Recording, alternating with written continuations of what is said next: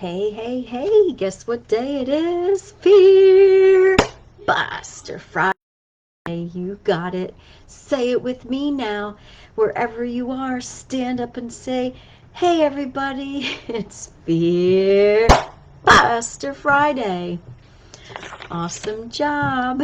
Good job. So, I'm Lydia Rieger. If you're meeting me for the first time, I help people bounce off their fears into greatness, faith, fun, and freedom. That's right. And what else do I do? So I'm a life coach, but I specifically help homeschool families grow and figure out everything from how to start homeschooling to, okay, I'm doing it, and how do I make it even better and have a dream life at the same time? So balancing time, energy, money, school, anything you can think of. All right, so that's me and what I do, but I love empowering anybody. And that's partly why I guess I joined the Optimist Club, been a member of my local Optimist Club for probably 10, 11 years. I would have to look it up to be sure how many years it's been. But it's the Daniel Boone Optimist Club. And we have, the Optimist Clubs have a creed. It's called the Optimist Creed. And years ago, I think I came on here for Facebook Fearbuster Friday and probably read it at least once before. So I'm going to read it again today and talk a little bit about each one of these and what my perspective is on the creed.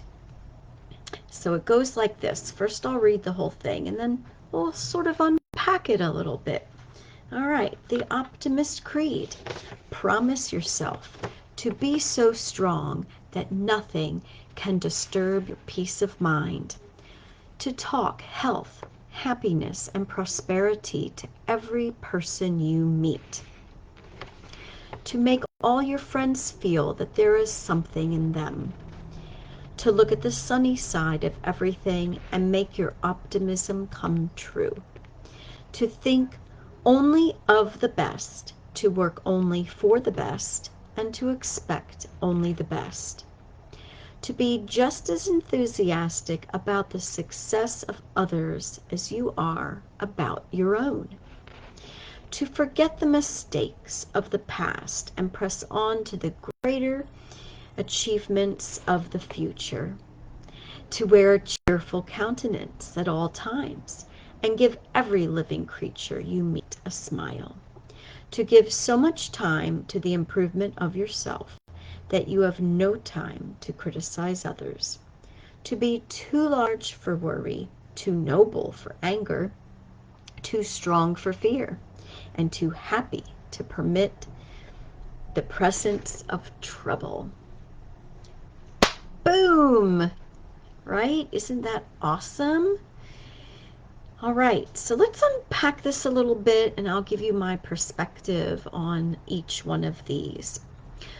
The first one is to be so strong that nothing can disturb your peace of mind. You know, what I like to teach people is that no matter what's going on around you, there's always an inner peace that you can reach. It's called, like I call it, my sanctuary. And so no matter what's happening on the outside, if you can go to your sanctuary, and you know, it might feel a little rigorous to do that, it might seem impossible, but I don't know specifically how that is for you and where you can, quote, go, you know. For me, I just know that there is an inner knowing.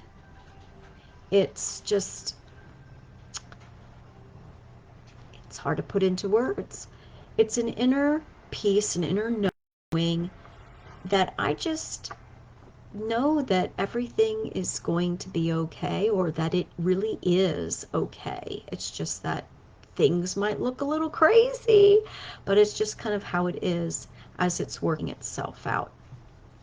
And an image that you can take from that is, imagine, if you will, swimming in an ocean. There's wave after wave after wave. Sometimes it's calm, but there's always going to be another wave, whether it's little, medium, or big, or really huge. So you can look at it like you're swimming in this ocean, and then if you dive down and just like go way, way down, it's really calm down there. And so no matter what's happening, crash, crash, crash above, it's super calm way down underneath those waves. That's your inner sanctuary. So, you might need to create that for yourself.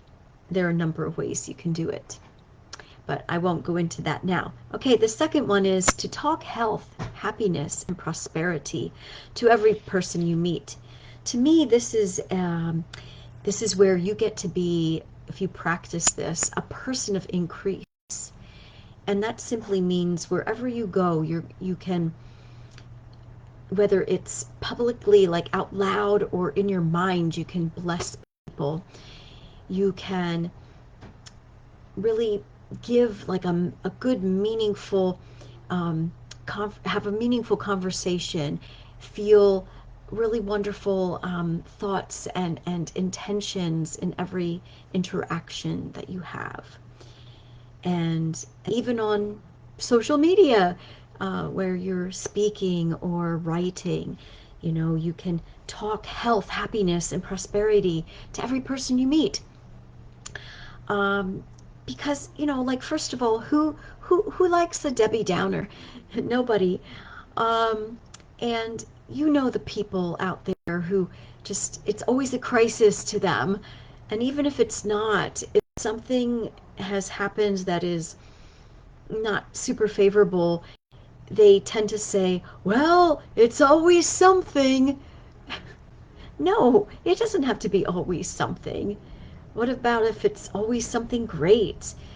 So I think we all have this responsibility to speak prosperity, to speak about health. Yes, many of us have health problems, but let's talk about health, how we can increase our health, increase our wealth in every aspect of our lives, increase our money, increase our friendships, increase our what else is there to increase? Lots of things. Okay. Um, the third one says to make all your friends feel that there is something in them. So that sort of ties in, I think, with the health, happiness, and prosperity, to talk about that with every person you meet. This is sort of an extension of that, where when you speak to your friends, and I like to think not just friends, but anybody you're speaking to, that you're going to help them know that they're special, that they have a purpose. And so just by you interacting with them, make them feel good, give them a compliment. It could be as easy as a smile to a stranger that you're passing by, or a compliment. I saw this man the other day, and he was probably shorter than I am. I'm only 4'10" and a half. And he was this tiny man, and he had the longest hair, and it was curly, and I thought, that's really nice hair. So I told him, I said, I like your hair. And he put on this big smile and said, thank you. So these are the things, it doesn't seem like much, but it can be a whole lot to somebody. So that's what it means to me to make all my friends or people I meet feel that there is something in them, something positive, something wonderful and good and purposeful. All right, the next one is to look at the sunny side of everything and make your optimism come true. So this is kind of reminds me of the glass half full or half empty kind of idea. Are you the type of person that always has a sunny attitude, a glass full attitude, or are you like glass half empty, it's always raining kind of attitude, or are you waiting for the next shoe to drop, that sort of thing. So yeah, it is helpful in life to be more positive and to look on that sunny side. If you don't, you're just going to have a lot more rotten days, I think. And if you planned a picnic and then it rains, what are you going to do? Maybe you won't have the picnic outside. Maybe you'll be disappointed that you really can't go outside. Or maybe you'll get that raincoat and umbrella and take a walk in the rain. Or maybe you'll have that picnic in front of your fireplace or on the floor somewhere in your house instead of like just at the table. Do something different and have fun, okay? Look at the sunny side of everything. And the second part of that is make your optimism come true. Okay, so we're not just waiting around for the good times. We're not just saving our pennies. I know, and how does that go? Save your pennies for a rainy day. Save them for a sunny day. But even if it rains, you got to make your optimism come true. You don't just sit around waiting for it like, well, someday, like when I have the money, then I'll do that. Or when I have, when I have that relationship I want, or when I'm married, I'll do this. Well, no, like just plan for the future, but do whatever it is you want to do it now. If there's no money for the exact thing that you want yet, do something similar. Do something that's related to it, because you can do it. You can make your optimism come true. The next one is to think only the best, to work only for the best, and to expect only the best. This is really the only way to live. I mean, and it's sort of an extension of the sunny side of everything. So when you're only thinking of the best, that means you're not thinking of what you don't want. You're not thinking of the negative things that could happen. Could they happen? Yeah, they could. Are they happening now? No, they're not. Do you want them to happen? No, you don't. So what do? Focus on what you want. And that's part of the reticular activating system in your brain. So whenever you have misplaced something in your house, what have you done? You have thought of only that one thing, like your keys or your wallet. Let's say it's your keys. Where did you put your keys? I don't know. They're not in the normal place, on the hook or in the purse. Okay, so you start looking around, and you're not looking for a book. You're not looking for an apple. You're not looking for your dog. You're not looking for a sock. You're looking for your keys. So you keep looking for your keys. And as soon as you see something that's a book, nope, that's not it. You focus on the keys. Where are the keys? Where are the keys? Oh, there's an apple. Nope, I'm looking for my book. I mean, no, not the book, the keys. Oh, there's my dog. Nope, I'm looking for the keys. And that's what you do in life, and that's what you do when you think only the best, work only for the best, and expect only the best. You are just focused on the best, not anything less. And that's how you get the best. And part of and then, so I do want to mention a little more to this, because that first part's really about the thinking only of the best. The next part is working only for the best. So sometimes in life you literally have to work. Well, maybe you don't have to, but you might feel like you have to work. And you might feel like you have to work for the current boss, let's say, who maybe isn't the best boss that you could have. Or maybe there's a job or a project or something that you might feel is not really the best thing you could be doing, but you're in it, okay? So, but it's a decision. You really ultimately do get to decide, even if you feel like you don't have a choice. So just remember that no matter what situation you're in to do with work or volunteer kind of work, you always have a decision, a choice, and and even if you feel like you're really stuck right now, know that you can work towards the better and the best. So take steps towards it.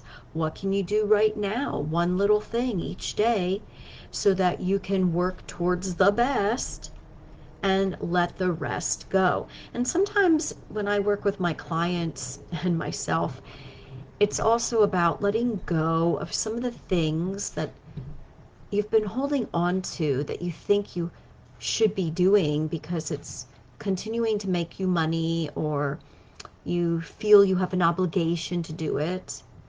So you can start letting those things go too, because if they're not serving you in the most wonderful way and you don't feel like maybe you're serving them in the most wonderful way, you want to serve what you feel is really the best. So you can slowly let go of those other things and add the things that are the best.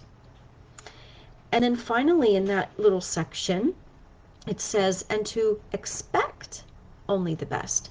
So this is about expectation, not about worrying that something is going to happen. You know, there's a phrase, what is it?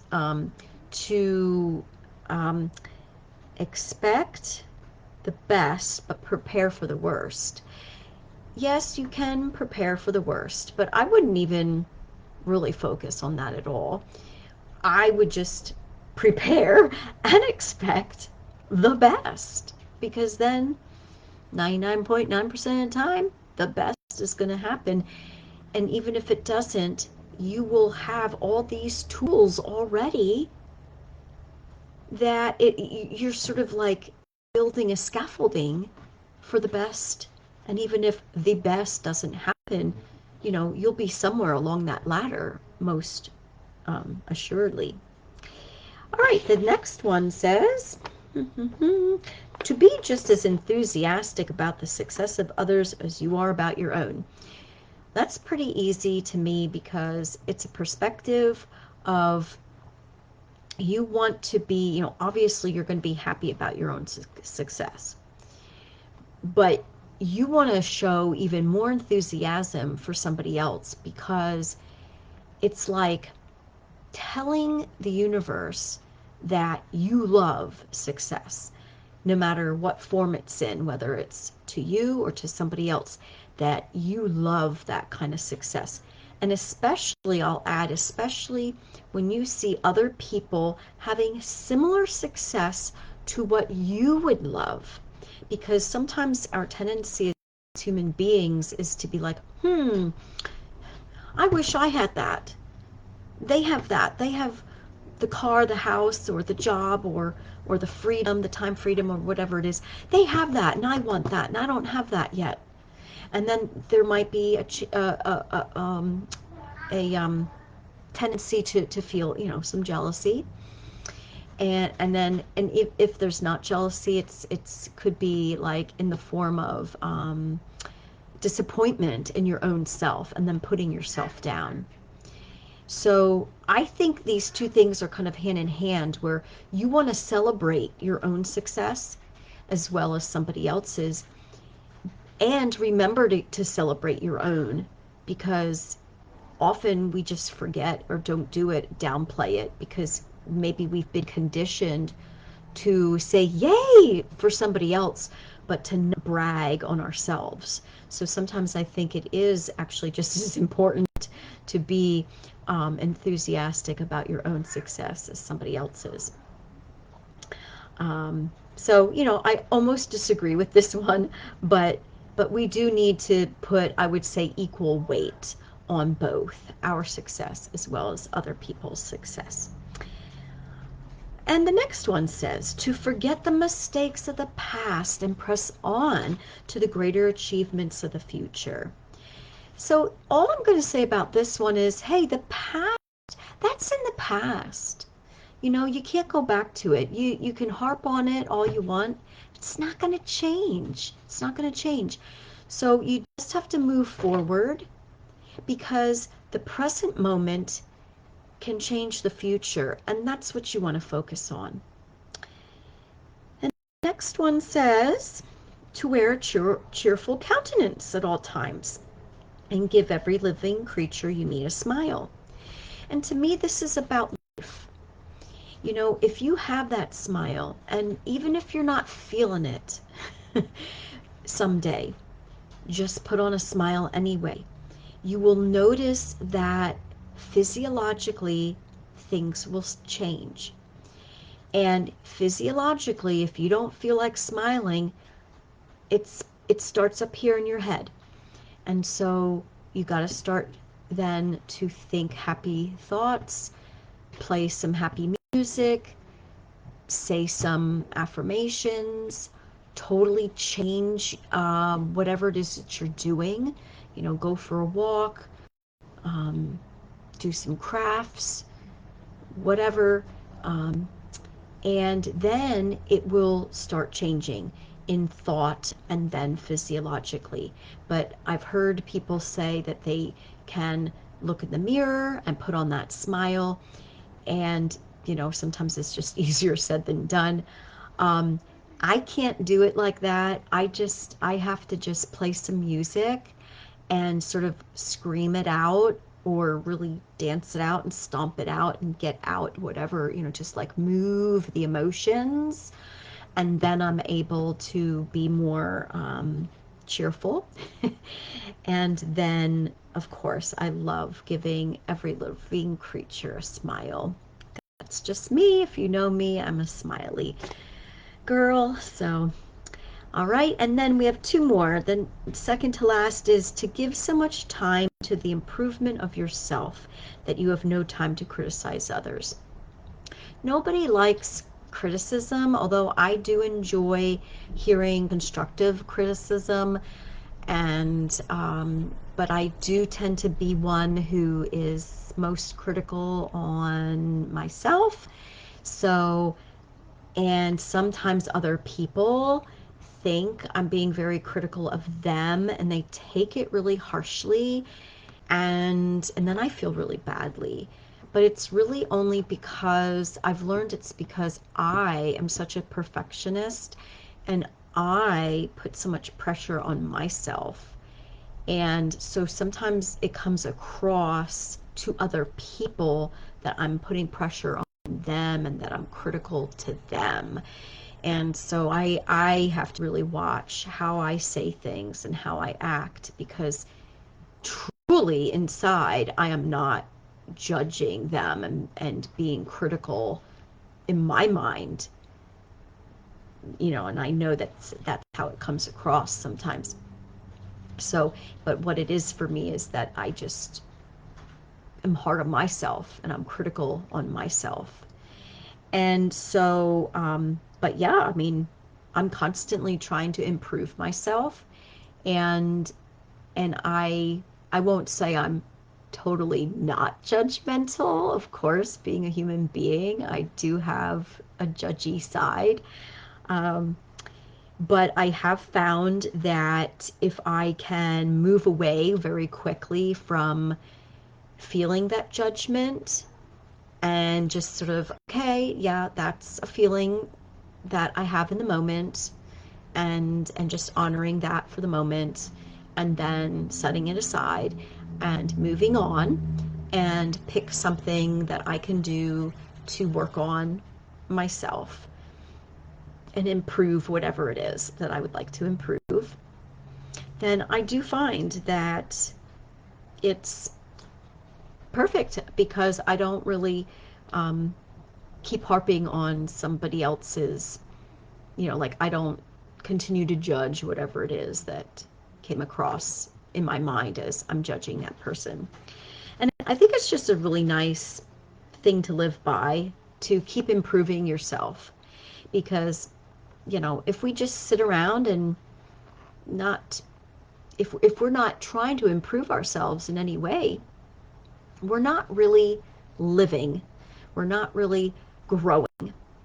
And if you're not growing and trying to improve yourself, then you're doing the opposite of that, which is really dying slowly.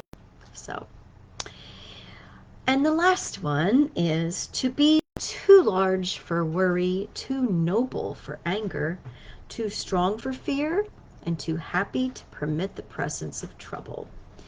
I love this because it talks about worry, anger, fear. If we, again, it's kind of like what we focus on. If we're focused on those negative things, that's what we're going to get. We're going to get more of those negative things. Yes, are we going to have fear? Yes, will we be angry sometimes? Will we have doubts? Absolutely. But we do not want to focus on them. We're not going to let them drive the car. We're going to tell them, get in the back seat because I'm driving this truck, baby, right? We have to do that, or they're going to run our lives. And so what do? We can't just say, get out of town, I'm driving the car. We can say that, but then we have to replace the anger, replace the doubt, replace the worry, replace the fear with what? With something more positive, with happiness. That's why it says, and too happy to permit the presence of trouble. You have to start replacing all of those fearful things and doubt and stuff with something, love, joy, happiness, anything that you want that's going to be positive, that will help you get to your dreams and feel it here in this moment. All right, well, so this was a very long Fear Buster Live, but hey, I thought it was worth doing. And remember to love and like this and to spread the word about optimism and the Optimist Club too. And if you're interested in joining the Daniel Boone Optimist Club, if you're local to me, to Douglasville, Pennsylvania, message me, and we would love to have you at one of our events or our gatherings. We do so much for the youth and community of our area. Not only do we provide several scholarships to graduating seniors, we have essay contests, we have lots of community activities like an egg hunt, a Halloween parade, we do trout rodeo, we do so much. We take a trip to Harrisburg with high school kids. What else do we do? Let's see. And well, we have several craft shows a year, which really are wonderful for the community and the people who come to sell their crafts. They love it, and then we love it because we earn the money to support everything in the community and youth. And with that said, if you're not local, find an Optimist Club in your area, and I'm sure they'd be happy to have you.